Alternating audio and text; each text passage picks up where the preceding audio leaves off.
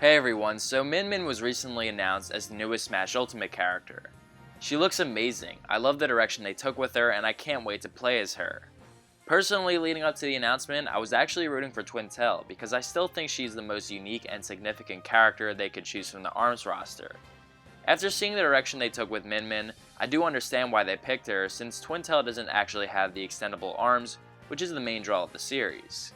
I think Min Min being the new main character of ARMS is a really smart decision, and I can't wait to see what they do with her in the future. With Min Min brings a whole new era of Smash speculations and redefines our expectations. For one, the obvious being the fan-made Spirit Rule is now debunked. Besides the Spirit Rule, we'll also be talking about when I think they decided the characters for Fighters Pass 2, and my final predictions for Fighters Pass 2, now that Min Min has contextualized the Fighters Pass. So first let's talk about the fan-made Spirit Rule being debunked. If you've been around Smash speculation, then you would know there's certain characters such as Geno, Rayman, Rex, Shantae that are just totally out of the question because they're already spirits in the game. Well, Min Min was a spirit in the base game, and here she is.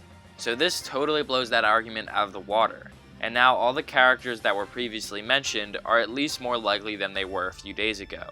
Now I say base game specifically because there have been characters as of late releasing as spirits that I do believe we should temper our expectations for. It just kind of makes sense that if they were going to be in Fighters Pass 2, then they wouldn't release their spirit events so recently. Now I wouldn't count this as a rule or deconfirmation at all. I'm just saying that we should keep in mind when we're talking about these characters, such as the Resident Evil characters, Zacian and Zamazenta, Ring Fit trainees, Akira from Astral Chain, etc. But to get to my point, Min Min proves to us that highly requested characters such as Geno, Shantae, Rex and Pyra and Rayman are now much more likely and could be coming to Super Smash Bros. Ultimate and Fighters Pass 2. With all this in mind, I can't help but wonder, when did Nintendo finalize the Fighters Pass and decide who the next 6 characters were going to be? If we knew that information, that would provide a good frame of reference for the next 5 characters. For example, let's just say hypothetically that Nintendo was originally only going to do one Fighters Pass, and Fighters Pass 2 was decided upon later. This could be a possible scenario given the fact that Min Min was already a spirit in the base game, thus indicating the Smash team might not have had any plans on ever making her a fighter. If they never had plans to make Fighters Pass 2, then that would mean Geno, a highly requested character for years upon years, was only ever going to be a 2D picture found in the Spirit Collection and nothing more in Super Smash Bros. Ultimate. Part of me has trouble believing that. I'm not sure if Geno will be a character in this game, but I would at least think they would make him a Mii costume or maybe an assist trophy.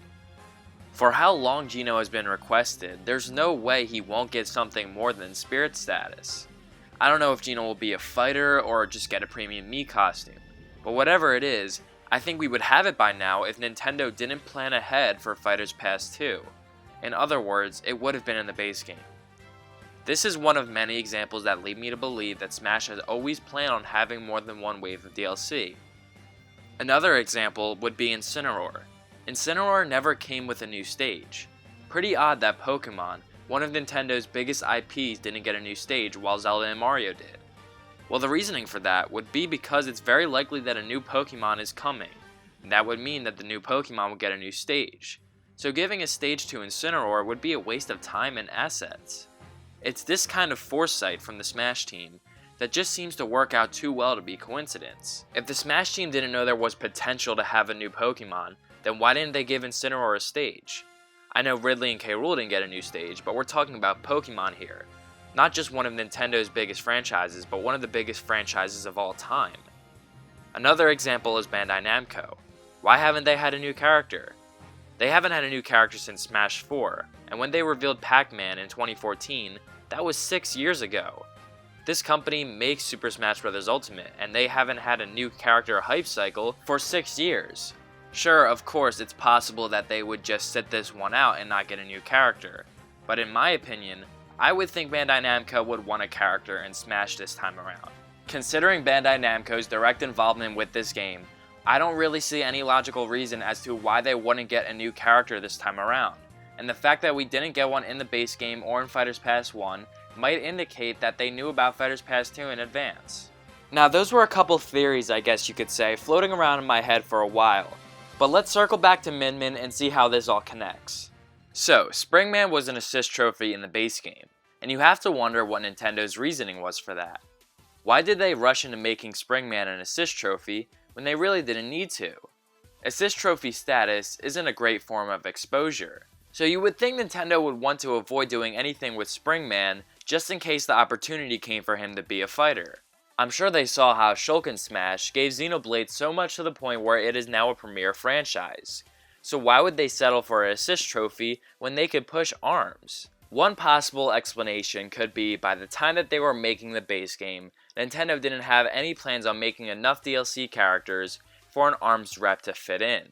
So they put who would be their ARMS character, which is Springman, as an assist trophy in the base game to compensate. Yet later, when Min Min turned out to exceed Springman's popularity, they then decided to add her in as a fighter in Fighters Pass 2 when they decided that.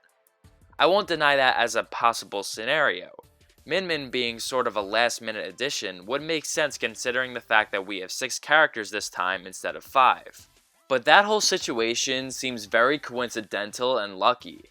I don't think Nintendo would make their big business decisions, such as who gets into Smash, that loose and misguided. ARMS released in 2017, and Ultimate released in 2018. So in my opinion, I believe they always had intentions to do an ARMS character, and by the time they decided on Springman as an assist trophy, was around the same time they were starting to realize that he wasn't going to be the best choice to represent the series in Smash. And if that theory is correct, that means Nintendo always had plans to make Fighters Pass 2.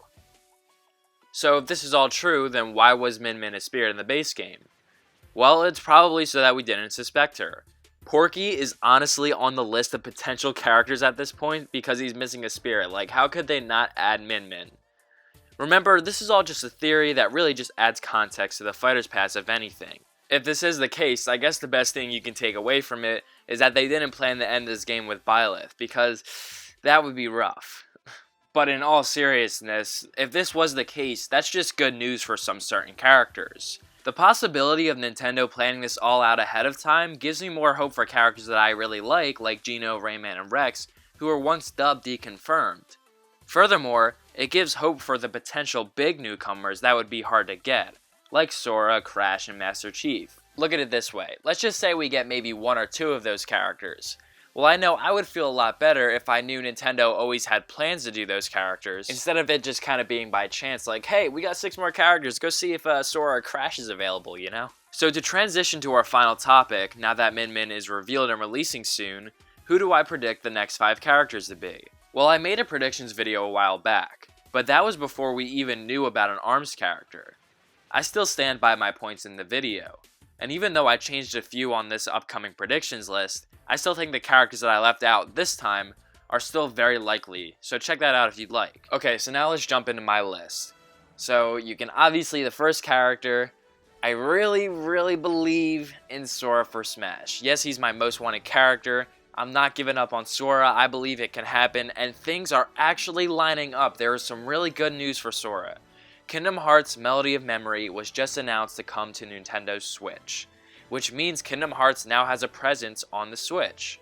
Furthermore, people involved in Kingdom Hearts are now working with Nintendo.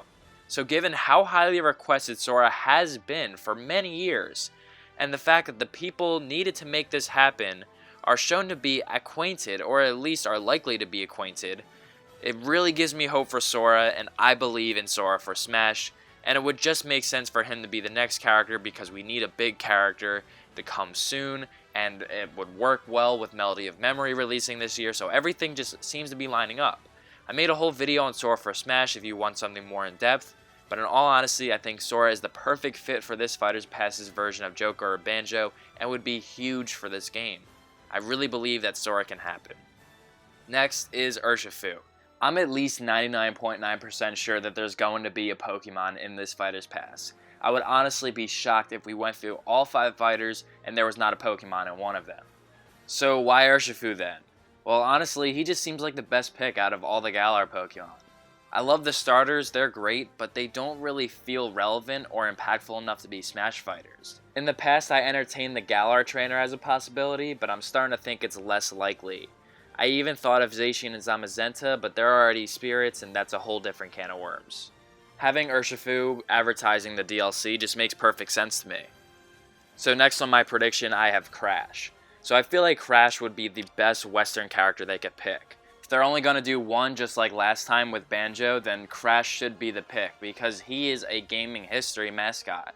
I mean, him, Sonic, Mario, those were like some of the biggest gaming characters of all time. So Crash just makes sense to me. He's easily recognizable. Nintendo works with Activision from time to time. I honestly feel like Crash is pretty likely.